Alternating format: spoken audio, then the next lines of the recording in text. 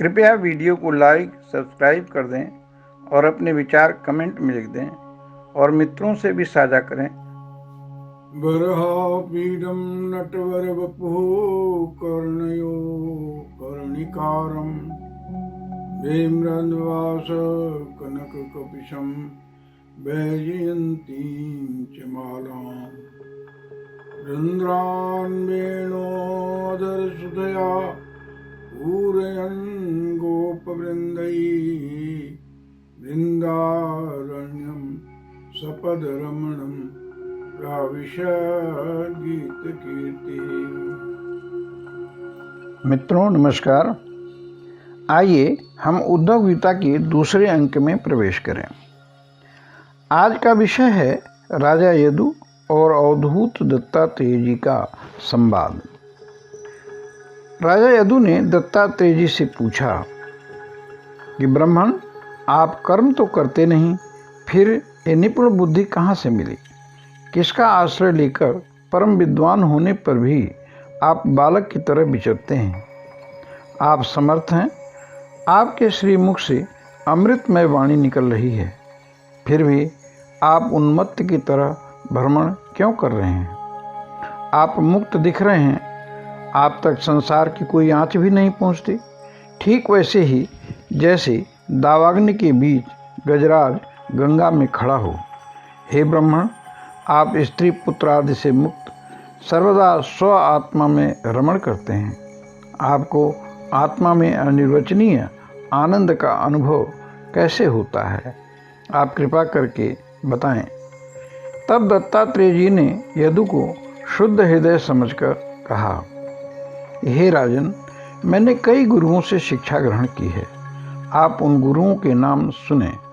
वे हैं पृथ्वी, वायु, आकाश, जल, अग्नि, चंद्रमा, सूर्य, कबूतर, अजगर, समुद्र, पतंग, सन्यासी, भौरा या मधुमक्खी, हाथी, हिरण, वेश्या, कुरर, बालक और कुंवारी कन्या, बाण बनाने वाला, सर्प, मकड़ी और भृंगी कीट।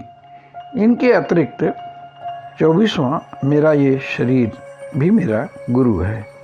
इन गुरुओं से मैंने जो सीखा वह मैं आपसे कहता हूँ, सुनिए। पृथ्वी से धैर्य सीखा।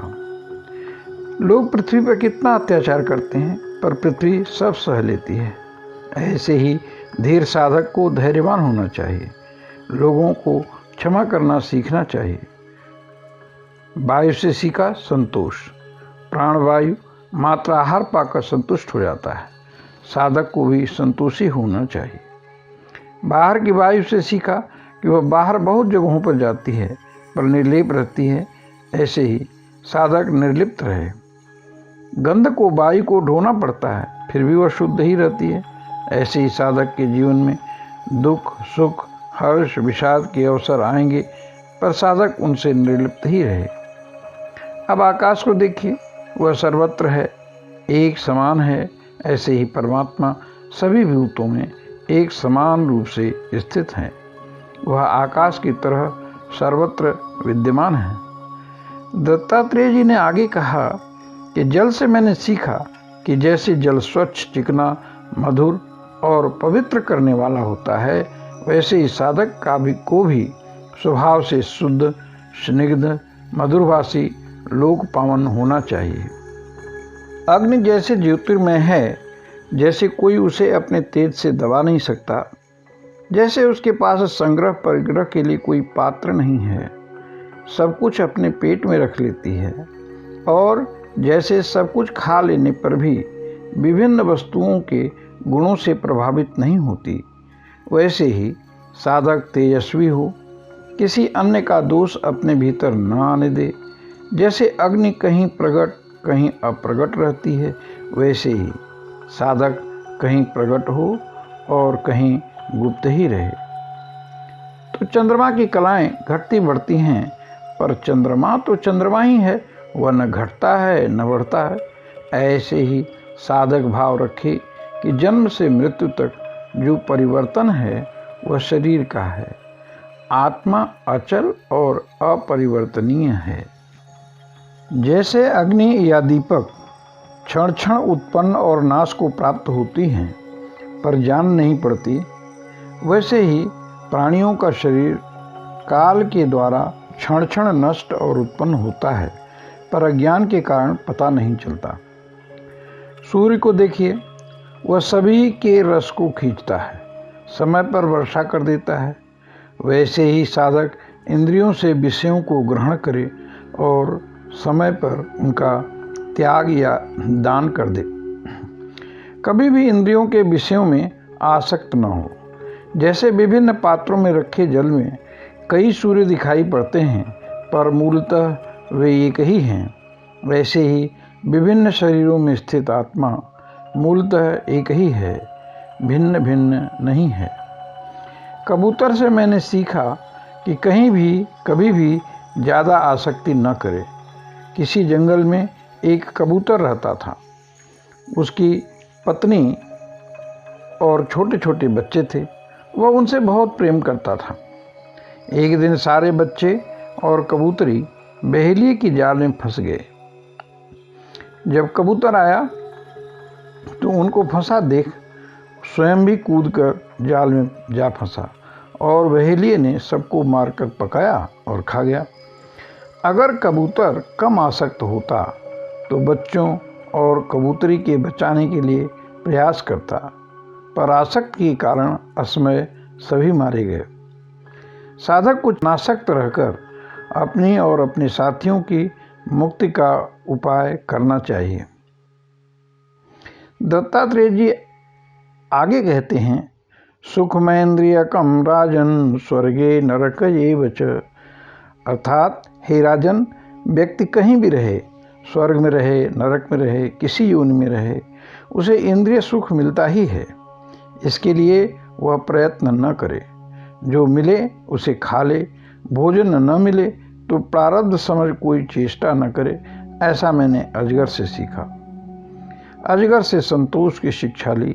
समुद्र से सर्वदा प्रसन्न और गंभीर बने रहना चाहिए। समुद्र की तरह साधक का भाव अथाह और असीम होना चाहिए। किसी भी निमित्त उसमें क्षोभ न हो। वर्षा में जब नदियां भर भर के जल लाती हैं तब भी समुद्र अपनी सीमा में ही रहता है। साधक भी अपनी सीमा में ही रहे। पतंगों को देखिए, वह दीपक पर इतना रिझ जाता है कि उसी पर कूदकर अपनी जान भी दे देता है। हमें इंद्रियों के वशीभूत होकर कामनी कंचन के लोभ में नहीं फंसना चाहिए। अगर स्त्री साधक हो तो पर पुरुष से और उतना ही संबंध रखे जितना परम आवश्यक हो। सर्वथा साधक इंद्रियों को बस में रखे, कभी भी उनके वशीभूत न हुए। सन्यासी का जीवन भंवरे की तरह होना चाहिए। जैसे भंवरा कभी एक ही फूल पर नहीं बैठता, ऐसे ही सन्यासी भी घूमता रहे। एक ही गृहस्थ की सेवा बार बार न ले। मधुमक्खी को देखिए, वह शहद संग्रह करती है पर उस शहद को कोई अन्य ही खा जाता है। अतः मधुमक्खी से हमें अपरिग्रही बनना सीखना चाहिए। हाथी को फंसाने वाले किसी गड्ढे में खरपतवार रख के उस पर कागज की हथनी खड़ा कर देते हैं। हाथी लोभ और काम इच्छा से आता है, गड्ढे में गिरकर फंस जाता है। तो हाथी से सीखिए कि हमें भी लालच और भोग की इच्छा से फंसना नहीं चाहिए। हिरण भी बहेलिए के संगीत में फंसकर मर जाता है। हमें इंद्रियों पर संयम रखना चाहिए। श्री दत्तात्रेय जी ने राजा यदु से आगे कहा, अब मछली को देखो, वह थोड़े से मांस के टुकड़े के लोभ से कांटे में फंसकर जान दे देती है। ऐसे ही जिह्वा के बस में आकर साधक भी मारा जाता है। लोभ संवरण करें। इंद्रियां तो जोर मारेंगी पर विवेक से उन पर काबू रखें। मनुष्य सभी इंद्रियों पर विजय पाकर भी तब तक जितेंद्रिय नहीं हो सकता जब तक रसनेंद्रिय को बस में न कर ले। रसनेंद्रिय से मतलब इंद्रियों को रस लेने की चाह जब तक बनी रहेगी, दबाव में भले दिखे कि जितेंद्रिय हो गया, पर सत्य ऐसा नहीं होता। उदाहरण के लिए आपने मांस खाना छोड़ दिया, अब मांस दिखता है पर खाते नहीं। अंदर से इच्छा हो रही है कि खा लूं, पर जबरन रोक रहे हैं। ऐसे में मांस खाने की चाह बनी है। जब कोई नहीं देखेगा तब खा भी सकते हैं।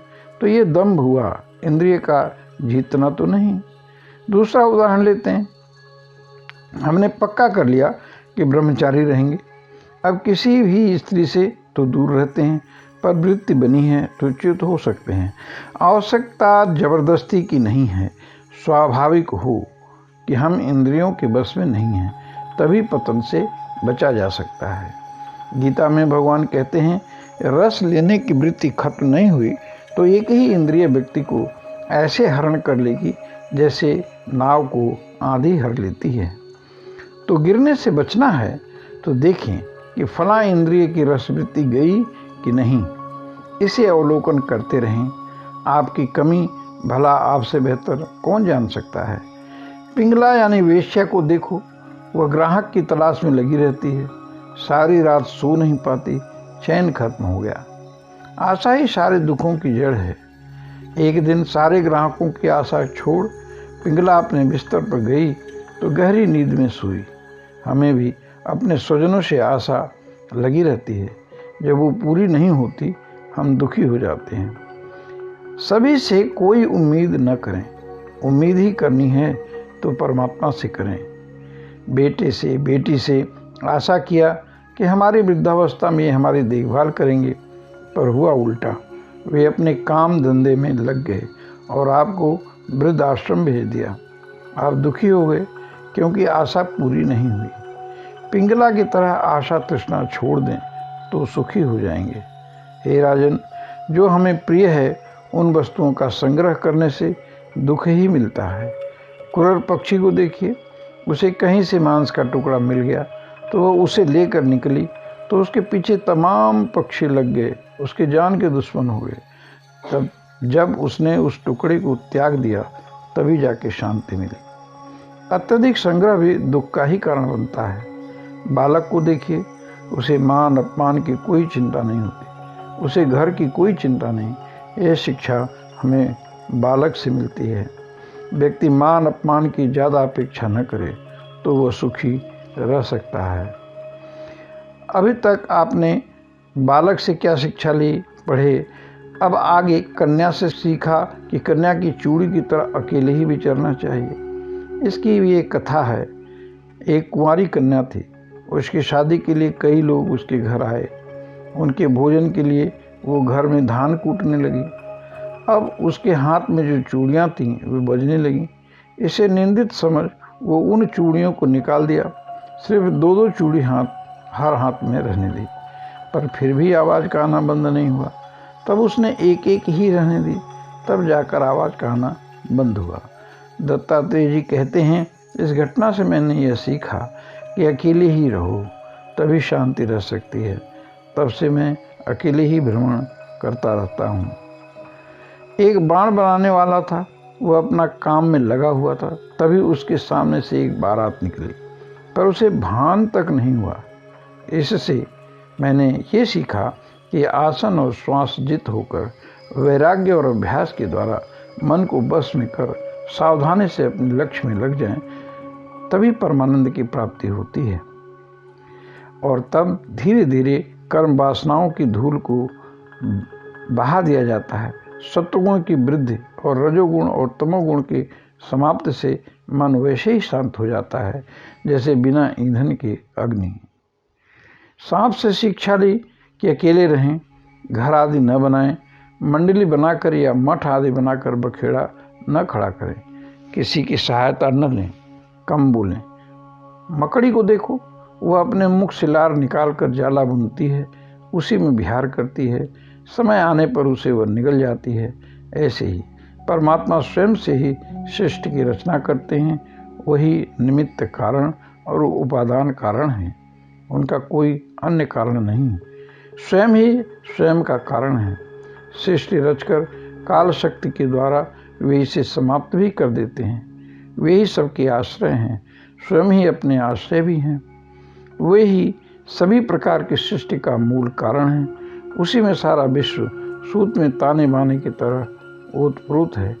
इसी कारण से जीव को जन्म मृत्यु के चक्कर में पड़ना पड़ता। भृंगी एक कीड़ा होता है। यह एक कीड़े को ले जाकर अपने रहने के स्थान पर बंद कर देता है।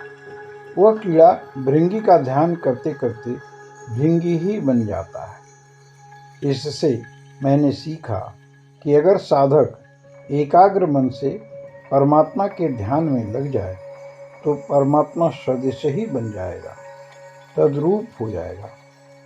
हे राजन, ये रहे मेरे 24 गुरु और मेरा शरीर भी मेरा गुरु है।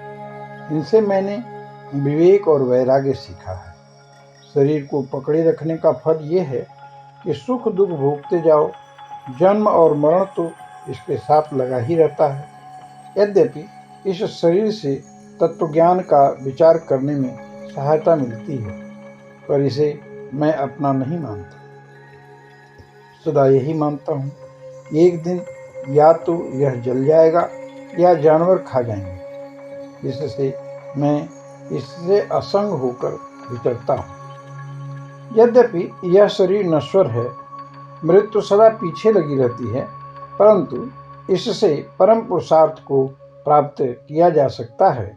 इसलिए साधक को जब मनुष्य शरीर मिले तो बुद्धिमान मनुष्य को शीघ्रातिशीघ्र मोक्ष प्राप्ति का प्रयत्न करना चाहिए। इस जीवन का मुख्य उद्देश्य मोक्ष ही है। इसी को हम आत्मनिर्माण भी कहते हैं, जो किसी अन्य योनि में संभव नहीं है, जबकि भोग आदि अन्य योनियों में ये मिल जाते हैं। दत्तात्रेय जी ने कहा, यही सब सोचकर मैं निर्द्वंद होकर पृथ्वी पर अकेला ही विचरता हूँ। भगवान श्री कृष्ण जी ने उद्धव से कहा कि यदु ने इस प्रकार दत्तात्रेय जी से सुनकर उनकी पूजा की और समदर्शी हो गए। अतः तुम्हें भी सारी आसक्तियों को छोड़कर अनासक्त होकर समदर्शी हो जाना चाहिए। आइए हम भगवान का नाम लें और अपनी वाणी पर विश्राम दें। ओम नमो भगवते वासुदेवाय। ओम नमो भगवते वासुदेवाय। श्री कृष्ण शरणं मम। श्री कृष्ण शरणं मम। आप सभी को बहुत बहुत धन्यवाद। Thank you. कृपया वीडियो को लाइक सब्सक्राइब कर दें और अपने विचार कमेंट में लिख दें और मित्रों से भी साझा करें ताकि ये सद्विचार सभी भाई बहनों तक पहुंच जाए। नमस्कार।